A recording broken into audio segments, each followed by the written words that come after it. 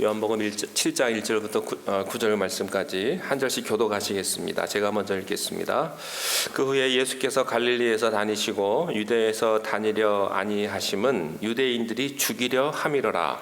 유대인의 명절이 초막절이 다가옵니다.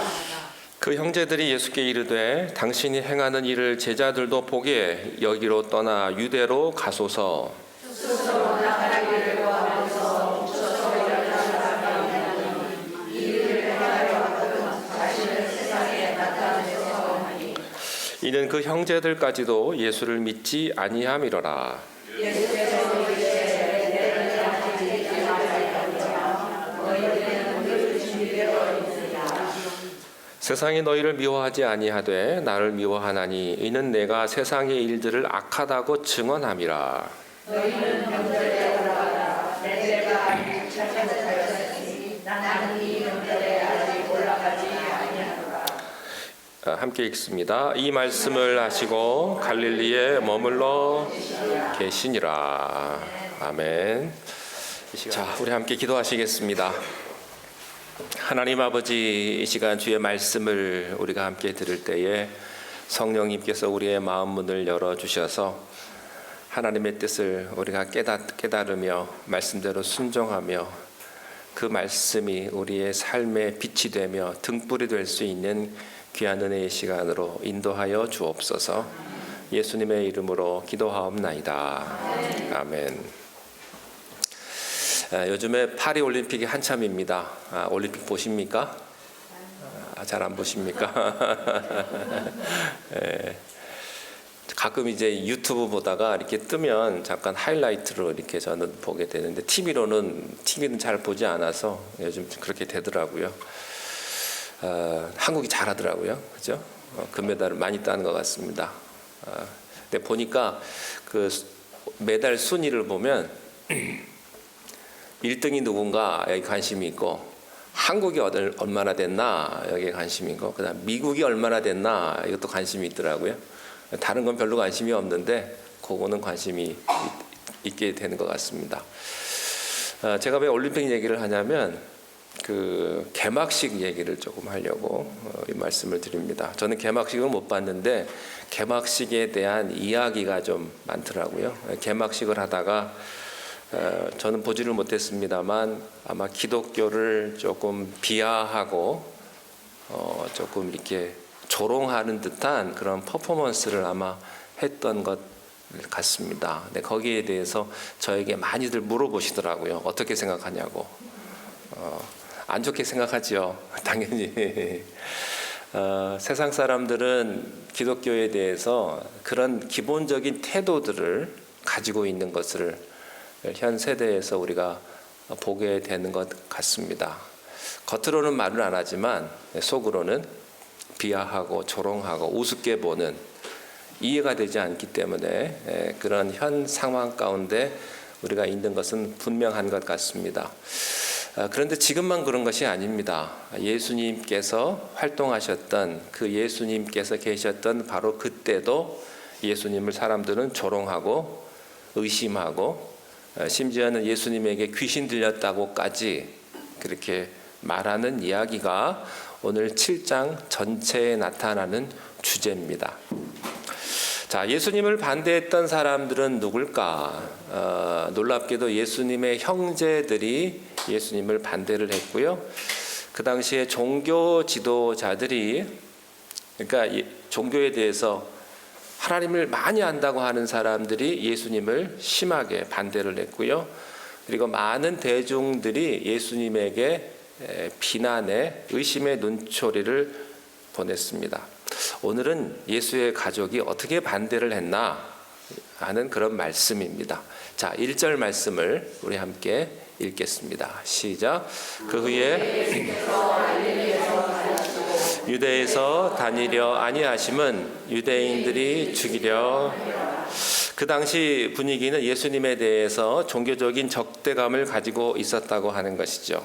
여기 1절 말씀에 보면 유대와 예루살렘에 살고 있었던, 거기가 중심지였기 때문에 많은 유대인들이 거기 살고 있었는데 그쪽에 살고 있었던 유대인들이 예수님을 잡아 죽이려고 하는 그런 음모를 꾸미고 있었다는 그런 얘기입니다.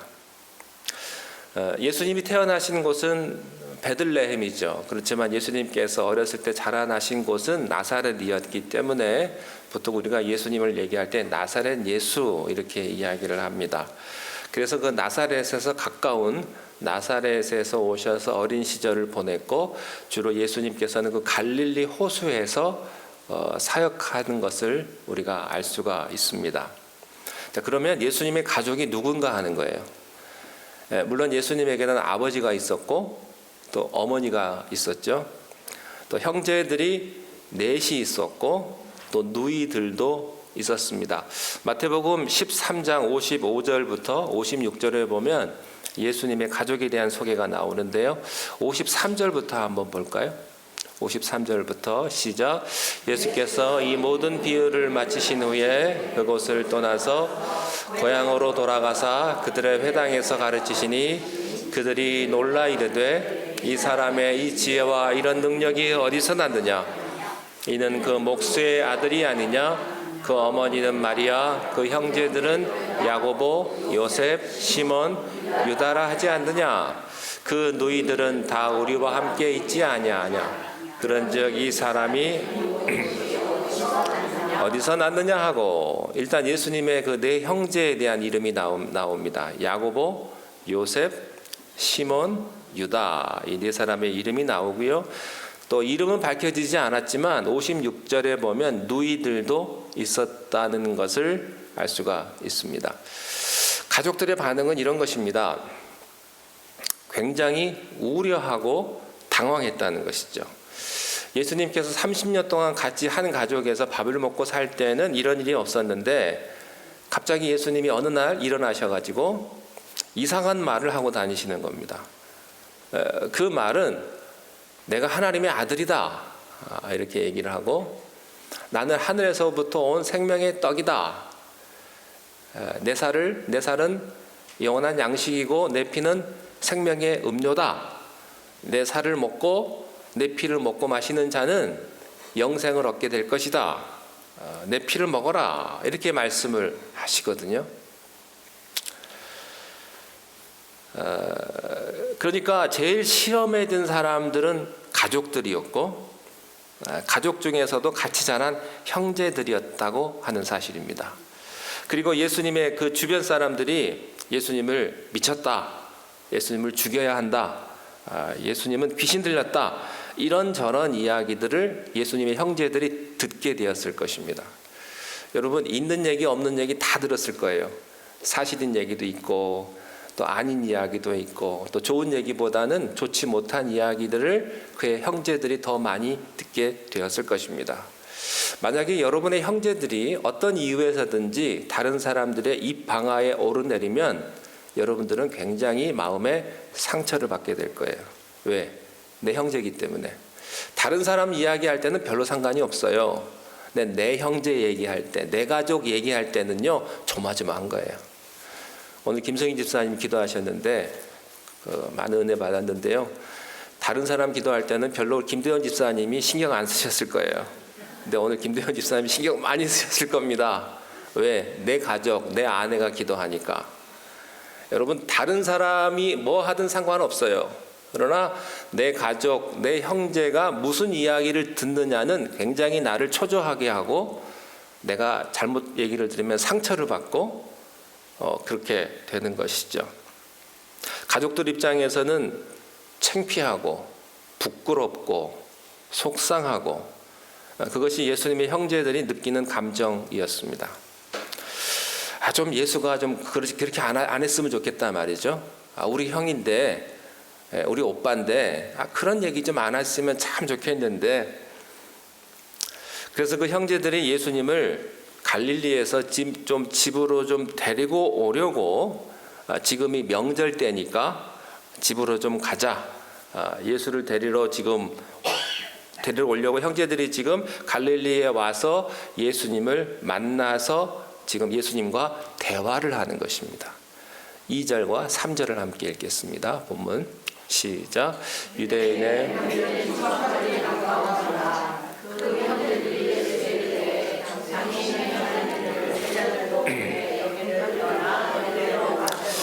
자, 우리도 명절이 되면 귀향, 고향으로 가지 않습니까? 추석이나 또 땡스기빙 이럴 때가 또 신년이 되면 우리가 고향을 가고 가족들과 함께 만나게 되는데, 유대인들의 큰 명절인 초막절을 맞이해서 이 명절이 가깝기 때문에 가족들이 예수님에게 지금 집으로 가자고 지금 조르고 있는 거예요. 이거를 보면 형제들이 지금 예수에 대해서 굉장히 고민하고 있는 것을 알 수가 있습니다. 그 내용은 이것입니다.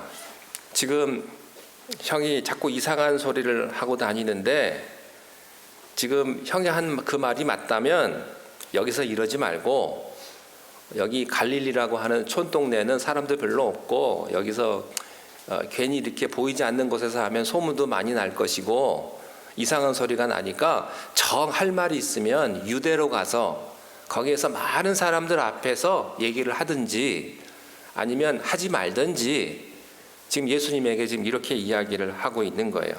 기적이 있으면 여기 사람들 별로 없는 곳에서 하지 말고 사람들 많이 모여 있는 유대로 가서 예루살렘에 가서 거기서 좀 보여달라는 이야기입니다.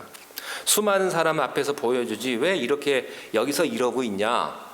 우리는 창피해 죽겠다. 뭐 그런 이야기죠. 우리 가족을 다 이웃 사람들이 다 아는데 갑자기 형이 하나님의 아들이라고 이야기를 하니까 사람들이 다 우리를 이상하게, 우리 집안 사람들을 다 이상하게 생각하지 않겠느냐? 뭐 이런 얘기인 거예요. 그러면 우리가 여기 2절과 3절에서 발견하는 것은 무엇입니까?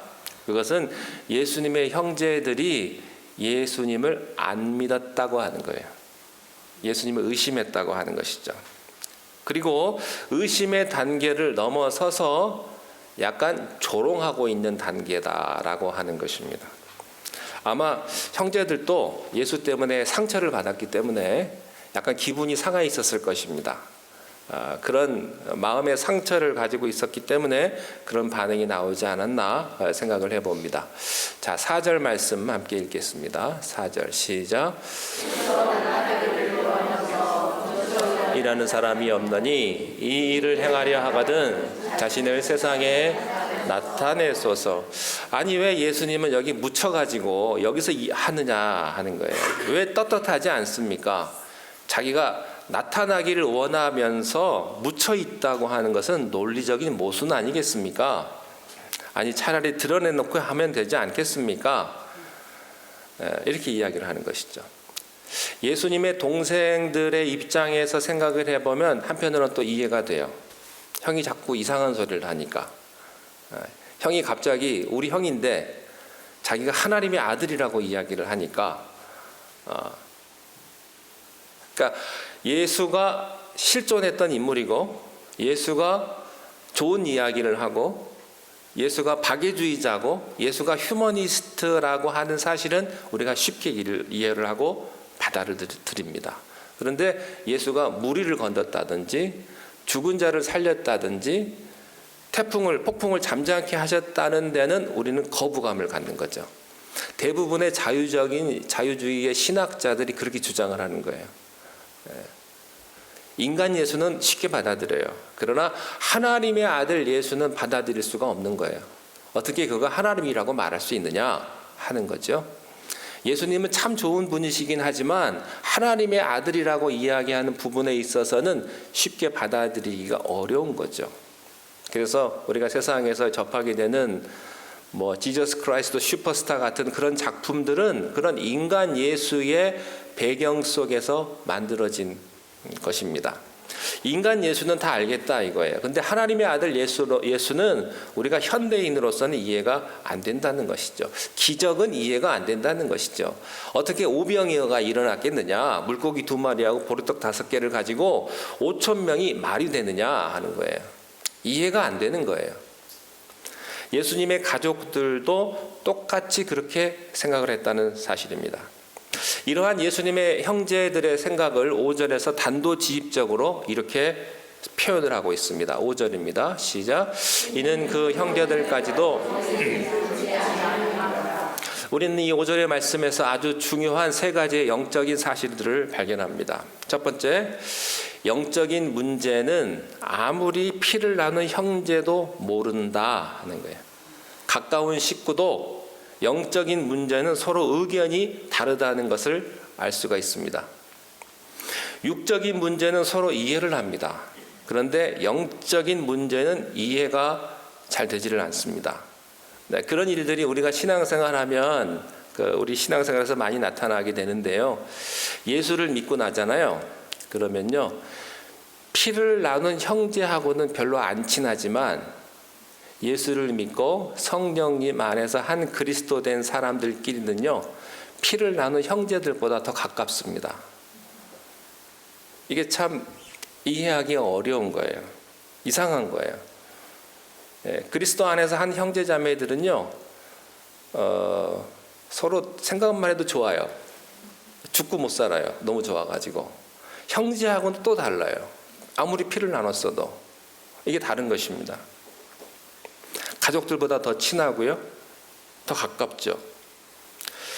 여러분, 예수님을 믿는 사람들 사이에서는 그런 현상들이 일어나는 것을 발견합니다. 영적인 문제는 육적인 것과 다르다, 그런 거예요. 그래서 핍박은요, 외부에서 오는 것이 아니고 내부에서부터 옵니다. 가족에서부터 핍박이 오는 거예요. 부부 사이에 오고요. 제가 이런 부부도 봤어요. 보통 이제 부부가 교회를 나오면 보통 이제 부인이 예수를 잘 믿고 남편은 예수를 잘 안 믿어요. 이런 경우가 많은데 또 그 반대의 경우도 있습니다. 가끔 남편은 예수를 잘 믿는데 부인은 별로 잘 믿지 않는. 근데 누가 더 세냐? 여자가 안 믿는 게 더 셉니다. 남자보다. 근데 제가 이런 분이 있었어요. 남편이 교회를 너무 열심히 하니까 아내가 남편을 그렇게 구박을 합니다. 남자가 못 나가지고 교회 가가지고 맨날 기도나 하고 앉아 있고 이 남자로서 이게 못 봐주겠다 이거예요. 남자면 좀 남자답게 술도 좀 마시고 좀 그래야 되지 않겠느냐. 겪어보지 못해서 그래요. 이분은 남자가 하도 이렇게 순하고 착하고 좋으니까 그 모습이 싫은 거예요. 새벽마다 나와가지고 새벽기도 하고 그런 분도 있더라고요. 자, 두 번째 우리가 배울 것은요, 형제들끼리도 예수를 믿지 않는다라는 말 속에서 발견하는 것은 예수님께서도 가족의 거부를 당했다라고 하는 것입니다. 혹시 여러분들이 가족 가운데 신앙적으로 거부를 받으신 분들이 있으면 예수님을 보시고 위로받게 되실 수 있기를 바랍니다. 예수님도 가족들에게 굉장한 거절감, 상처를 받았다고 하는 것이죠. 그렇지만 세 번째 여기서 발견하는 것은 예수님이 형제들에게 상처와 조롱을 받았지만 그 가족들을 원망하거나 또 형제들에 대해서 섭섭한 감정이 있는 것은 아니었다 하는 것입니다. 이게 참 독특한 겁니다. 히브리서 2장 18절 말씀에 보면 이런 말씀이 있습니다. 함께 읽겠습니다. 그가 시험을 받아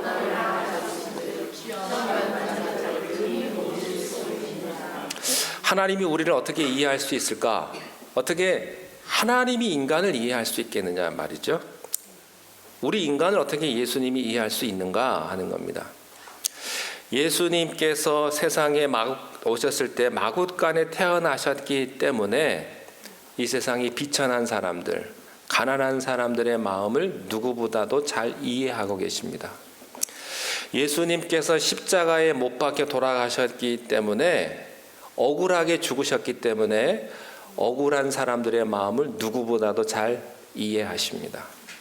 예수님께서 고난을 겪으셨기 때문에 고난 당하는 사람을 누구보다도 잘 이해하실 수가 있는 거예요. 그가 시험을 받아 고난을 당하셨은즉 시험 받은 자들을 능히 도우실 수 있느니라. 그분이 예수 그리스도였다고 히브리서 기자는 말을 하고 있는 것입니다. 형제들은요, 이렇게 말하는 거예요. 형님, 우리 가족 좀 창피하게 좀 하지 말고 위선 떨지 말고 사람들 많이 있는 유대 가가지고 거기서 하는 게 더 좋지 않겠습니까? 라는 말에 예수님께서 두 가지의 대답을 해 주십니다. 첫째는 6절에 나타납니다. 본문 6절 함께 읽겠습니다. 시작. 너희 때는 늘 준비되어. 예수님 말씀하십니다. 내 때가 있고 너희 때가 있다는 것이죠. 자기 동생들의 생각과 때에 의하면 예수님이 초막절에 예루살렘에 돌아가야 하는 것이지만 예수님이 말씀하시는 것은 내 때가 있다고 하는 것입니다. 그러면 예수님의 때란 무엇이겠습니까? 쉽게 말하면 그가 하나님의 아들이요 참된 메시아요 왕 중의 왕이라는 사실이 선포될 때 많은 사람들이 예수를 믿고 따르고 경배하게 될 때를 말하는 것입니다. 그때가 이르지 아니했다라는 말은 바꿔 말하면 이런 거예요. 그때가 지금 서서히 오고 있다 하는 말입니다. 이제 예수 그리스도는 십자가에 못 박혀 죽게 될 것이고 높이 들림을 받고 그가 참 메시아라는 것을 알게 된다라고 하는 사실이죠. 이 비슷한 말씀이요. 말씀을 하신 적이 있는데 가나의 혼인잔치 때 예수님이 말씀하신 적이 있죠. 예수님의 어머니가 예수님에게 이렇게 말을 합니다. 예수님, 포도주가 떨어졌습니다. 이 말은 무엇입니까? 예수님, 지금 기적을 좀 베풀어서 포도주를 좀 만들어 주십시오. 이런 말이에요. 이런 말에 예수님께서 이렇게 대답을 하시죠. 아직 내 때가 이르지 아니하였다. 아주 매정한 말씀을 하세요. 매정한 말씀을.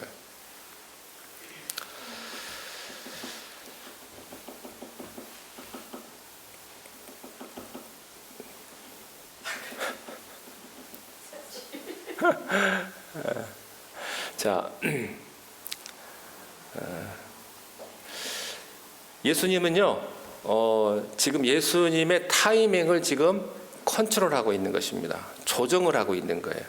기적을 안 베풀겠다가 아니고 기적을 베풀 때를 내가 지금 잘 컨트롤하고 계신다 하는 거예요.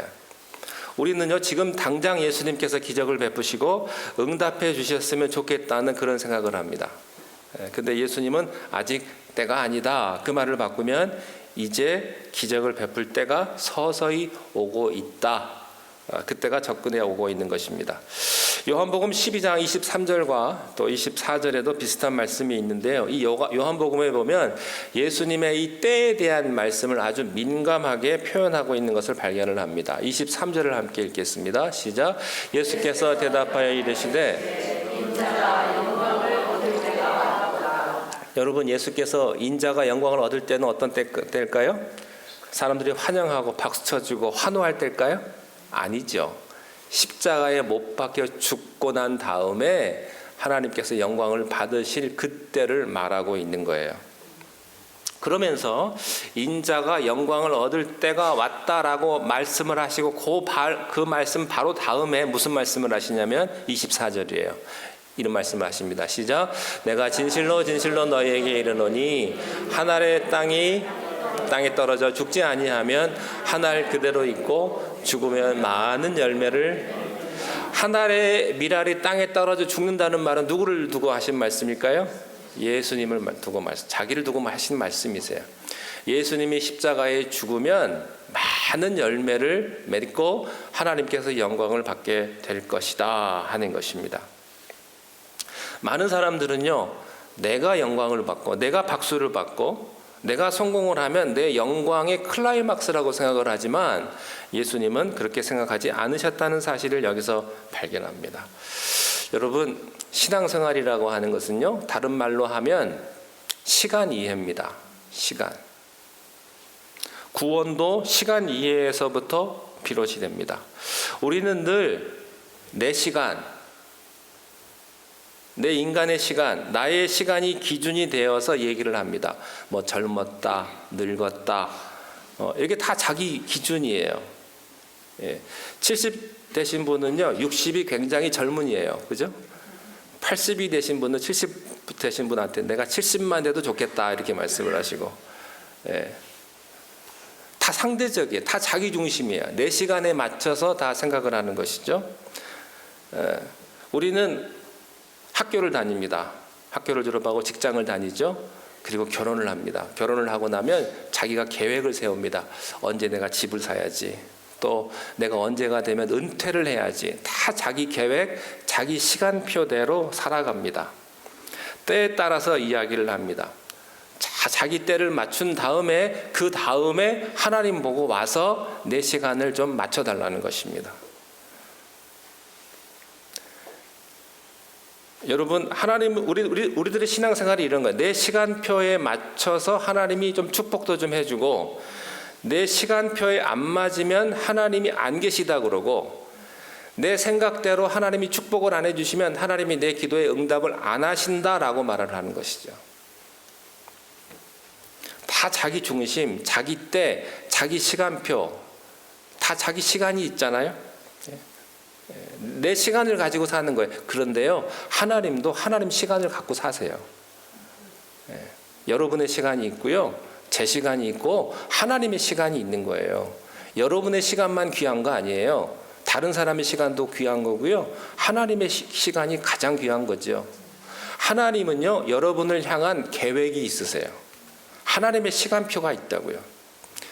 하나님은 내 시간표대로 움직이시는 것이 아니라 하나님의 시간표대로 나를 축복하고 나를 사랑하고 나를 인도하고 있는 것이죠. 여러분, 믿음이란 무엇입니까? 하나님의 이 시간을 깨닫고 하나님의 시간에 내 시간을 맞추는 것입니다. 그때 우리는 참기도 하고요, 그때 우리는 고난을 이해하기도 하고요. 하나님이 왜 이 고난을 나한테 주셨나? 하나님의 때를 생각을 하면 이해가 됩니다. 하나님이 왜 나에게 이런 병을 주셨나? 나중에 보면 하나님이 맞습니다. 하나님이 그러셨군요. 그런 이유가 있으셨군요. 라고 이해가 되는 거예요. 해석이 되는 것입니다. 인간적인 시각으로 보면 하나님 이럴 수가 있습니까? 내가 하나님 앞에 한 게 얼만데. 그런데 하나님의 시간의 관점에서 볼 때는요, 하나님이 옳습니다. 하나님 맞습니다. 내가 이해할 수 없는 깊은 고난에 빠졌을 때도 하나님이 옳습니다. 이렇게 말을 하는 것입니다. 저는 여러분들이 그런 이해를 갖게 되시기를 바라고, 그런 믿음을 갖게 되시기를 바랍니다. 자, 두 번째, 예수님은 자기 동생들에게 뭐라고 말씀하셨나? 7절입니다. 7절 시작. 세상이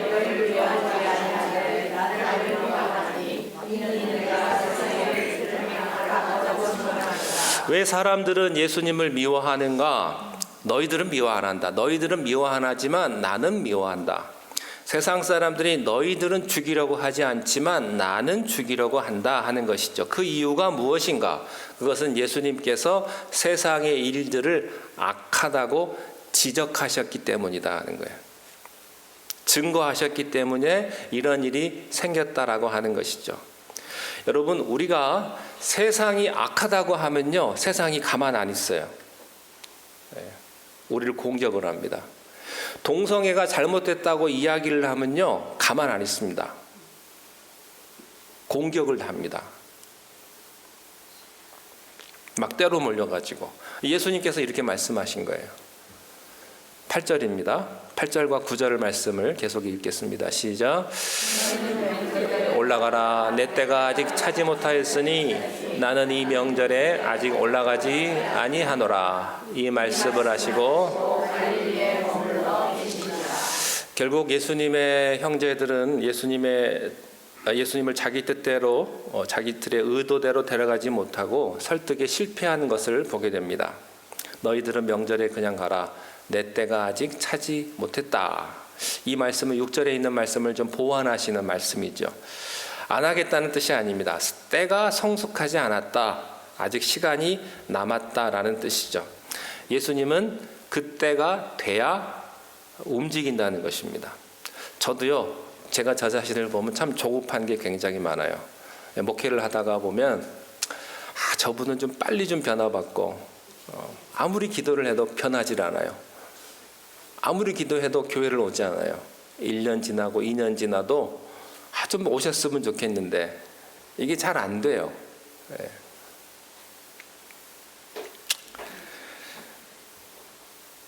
우리가 이해가 되지 않는 사건들이 많은데요. 내 생각대로 그렇게 빨리 안 되는 것입니다. 안 되는 게 많더라고요. 내 생각대로.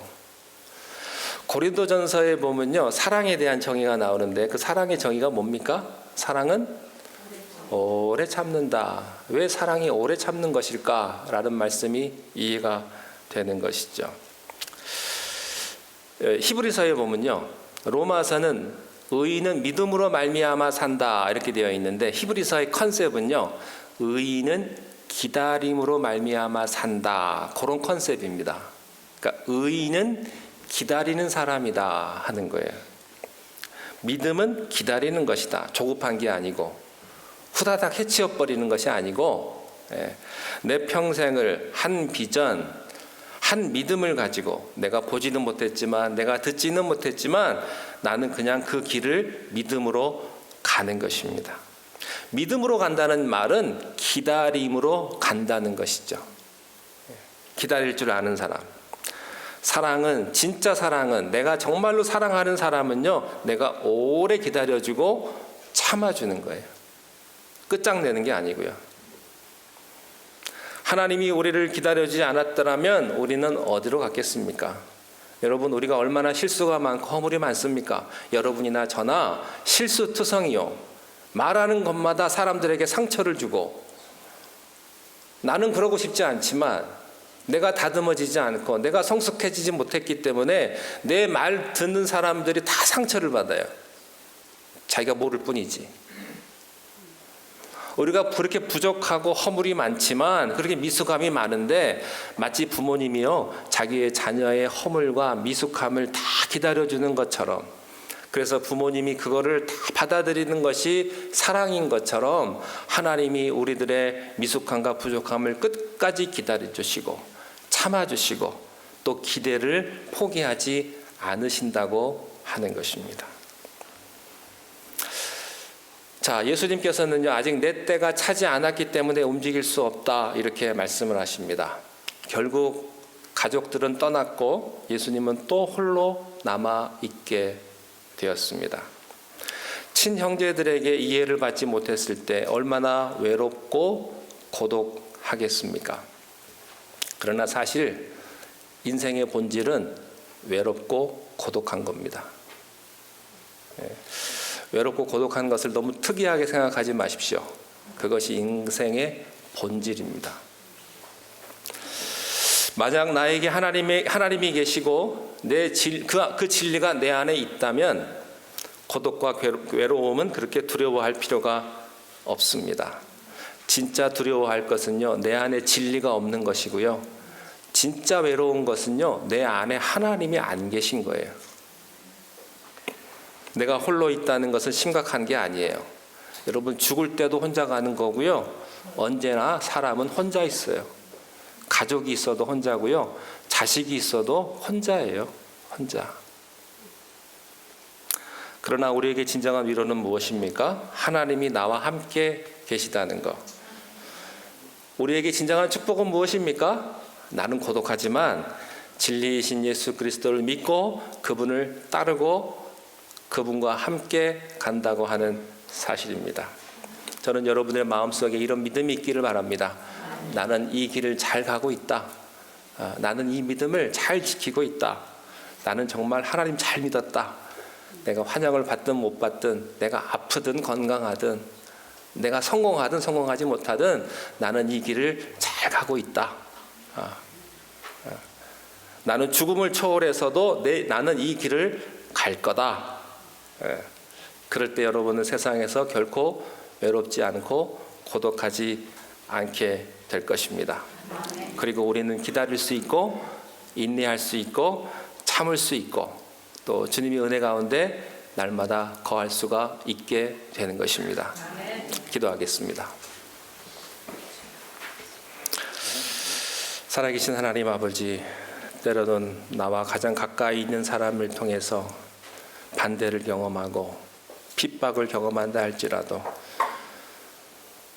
우리의 산소망이 되시는 예수 그리스도를 바라보며 믿음으로 살아가는 우리 모두가 다 되게 하여 주시옵소서. 예수님의 이름으로 기도하옵나이다. 아멘.